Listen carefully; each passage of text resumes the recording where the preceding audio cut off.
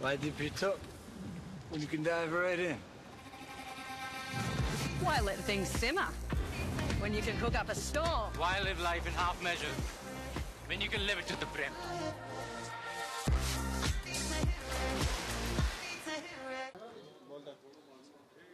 आज महाराष्ट्राला देशातलं क्रमांक 1 राज्य करण्याची क्षमता ज्या व्यक्तिमत्वामध्ये आहे असे लोकनेते देवेंद्र फडणवीसजी आज मुख्यमंत्री पदाची शपथ घेत आहे। महाराष्ट्राच्या 14 कोटी जनतेला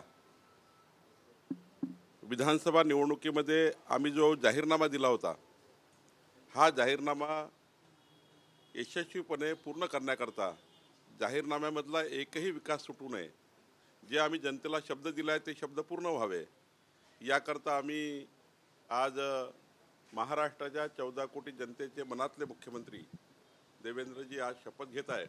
मी त्यांना खूप खूप शुभेच्छा देतो। राहिला प्रश्न किती मंत्री शपथ घेणार आहे, कोण शपथ घेणार आहे, हे सर्व राज्यपाल जी यांच्याकडे यादी जातं, पण साधारण आपल्याला आत्तापर्यंत तर एक मुख्यमंत्री 2 उपमुख्यमंत्री असंच त्या ठिकाणी आज दिसत आहे। अजून काही जर तिन्ही नेत्यांनी किंवा वरिष्ठांनी निर्णय केला तर मला वाटतं त्याची वाट बघू।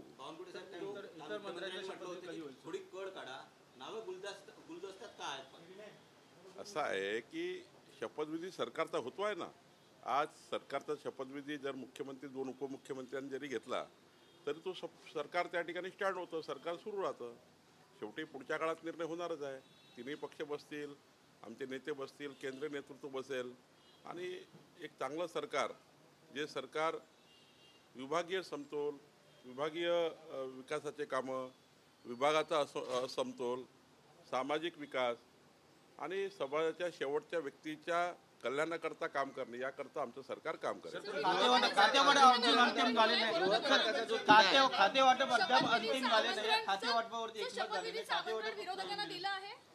सर्वांनाच सरकारने निमंत्रण दिलं आहे। शेवटी हा सर्वांचा प्रोटोकॉल असतो, प्रोटोकॉलनुसार सर्वांना निमंत्रण जातं, त्यामुळं सर्वांनाच निमंत्रण मला वाटतं गेलं आहे।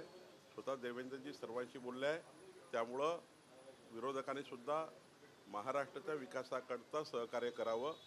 विरोधकांनी सुद्धा उद्धवजी असतील, शरद पवार साहेब असतील, पृथ्वीराज चव्हाण साहेब असतील, सर्वच आमचे जे माजी मुख्यमंत्री आहेत त्या सर्वांना माझी विनंती आहे की अशा वेळी महाराष्ट्राच्या विकासाचा प्रश्न आहे।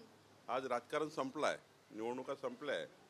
माझी विनंती राहील पक्षाचा अध्यक्ष म्हणून, सरकारने तर त्यांना विनंती केलीच आहे, पण माझ्यातर्फे विनंती राहील उद्धवजींना, शरद पवार साहेबांना, राज ठाकरे साहेबांना, माननीय काँग्रेसच्या सर्व नेत्यांना, नाना पटोले जी असतील, काँग्रेस पक्षाचे सर्व नेते आहेत, ज्यांना ज्यांना निमंत्रण गेलं आहे, विरोधी पक्षाचे आमदार आहेत, शेवटी सरकार आल्यावर कोणी विरोधी पक्षाचा नेता असेल त्यालाही सरकारमधून जास्तीत जास्त सांगितलेले कामं करून दिले पाहिजे। विकास हा सर्वांकरताच असला पाहिजे। विकास हा काही एका पक्षाकरता, सत्ताधारी पक्षाकरता आणि विरोधी पक्षाकरता नाही आहे, असं नसतं। सरकार बनल्यावर सर्वांनीच विकासाच्या मुख्यधारेत आलं पाहिजे, सर्वांनीच शपथविधी करता आलं पाहिजे। हे काही पक्षाचं नाही, महाराष्ट्राच्या मुख्यमंत्र्यांचा शपथविधी आहे। संजय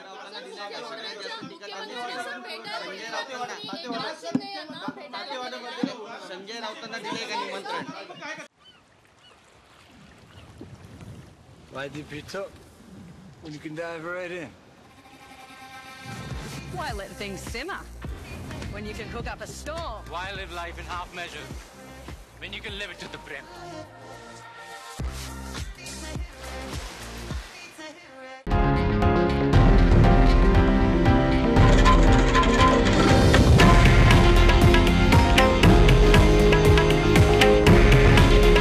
हे आहे देशातील नंबर 1 न्यूज नेटवर्क आणि आपण पाहत आहात TV9 मराठी।